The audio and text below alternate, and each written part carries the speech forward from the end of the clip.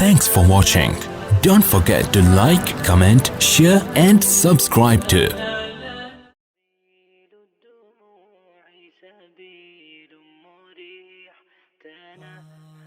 بعض سنتیں بڑی کم ہو گئی ہیں اور ایک ہے شکر کے نفل پڑھنا.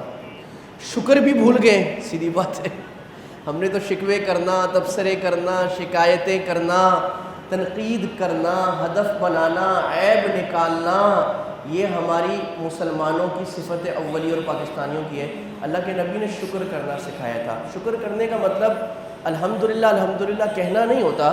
شکر کرنے کا مطلب شکریہ شکریہ کہنا نہیں ہوتا، بلکہ شکر ایک زندگی ہے، ایک طرز عمل ہے، ایک لائف سٹائل ہے کہ آپ کا سراپا بول رہا ہو کہ آپ شکر کی حالت میں، آپ اپنے اللہ سے راضی ہیں، آپ بڑے خوش ہیں، آپ اپنے گھر والوں سے راضی ہیں، آپ بڑے خوش ہیں، اللہ آپ کے ساتھ جو کر رہا ہے آپ اس پر راضی ہیں، چاہے بظاہر اس کی شکل خراب ہے، بظاہر تکلیف ہے، آپ راضی ہیں.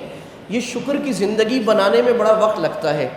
اس کا طریقہ یہ ہوتا ہے کہ آپ اہل شکر کے ساتھ بیٹھیں، ان لوگوں کے ساتھ بیٹھیں جو اللہ پر راضی ہیں، جو اللہ پر خوش ہیں، جو اللہ سبحانہ و تعالیٰ کی قدرت کے آگے سر جھکائے ہوئے ہیں. اور ان لوگوں کے ساتھ بیٹھنا چھوڑ دیں جو تبصرے کرتے ہیں، تنقید کرتے ہیں، عیب نکالتے ہیں، غصہ کرتے ہیں، مار دھاڑ کرتے ہیں، احتجاج کرتے ہیں، یہ ہو گیا وہ ہو گیا، اس کو مارو اس نے ایسے کر دیا، ٹمبکتو میں یہ ہو گیا، برازیل میں یہ ہو گیا، بھاولپور میں یہ ہو گیا، ڈیفینس میں یہ ہو گیا. ان لوگوں کے ساتھ بیٹھنا چھوڑیں.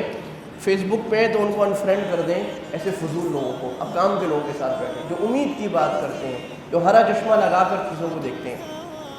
اس کی عادت ہمارے حضرت یہ فرمایا کرتے تھے، ہمارے حضرت ڈاکٹر عبدالحی صاحب اور مفتی تقی عثمانی صاحب فرماتے ہیں کہ بھئی نقد شکر ادا کرو. ابھی صبح اٹھے الحمدللہ اللہ نے نیند دے دی. کتنے لوگ ہیں لاکھوں کروڑوں میں نیند نہیں آتی، جن کو ان سے پوچھیں نیند کی گولیاں کھاتے ہیں.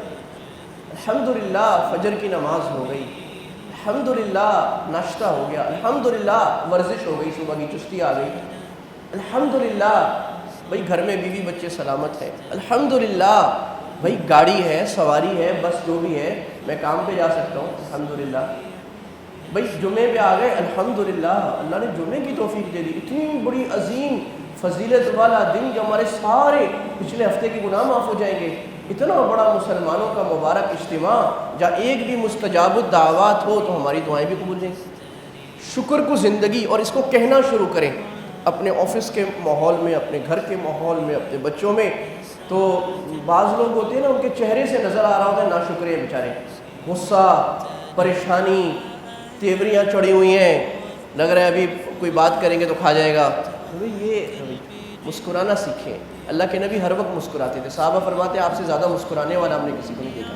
چہرے پر اثرات، آپ کی زندگی پر اثرات. آپ بات کریں، پازیٹیو بات کر رہے ہو، نیگیٹو امید کی بات کر رہے ہو، اندھیروں میں بھی چراغ جلا رہے ہو. تو اللہ کے نبی نے شکر کے نفل پڑھے. تو ہم نے کیا سیکھنا ہے بھائی؟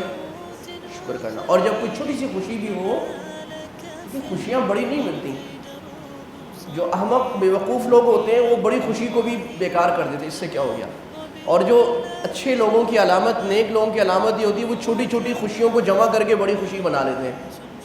دن میں آپ کو چھوٹی چھوٹی خوشیاں بہت مل رہی ہیں، آپ ان چھوٹی چھوٹی خوشیوں کو سیلیبریٹ کریں، خوش ہو جائیں. الحمدللہ اللہ نے آپ ایک دن ایسے گزار لیں جیسے میں عرض کروں، ہمارے حضرت ہمارے بزرگ عرض کرتے ہیں اس طرح کہ شکر، سارا دن شکر کریں.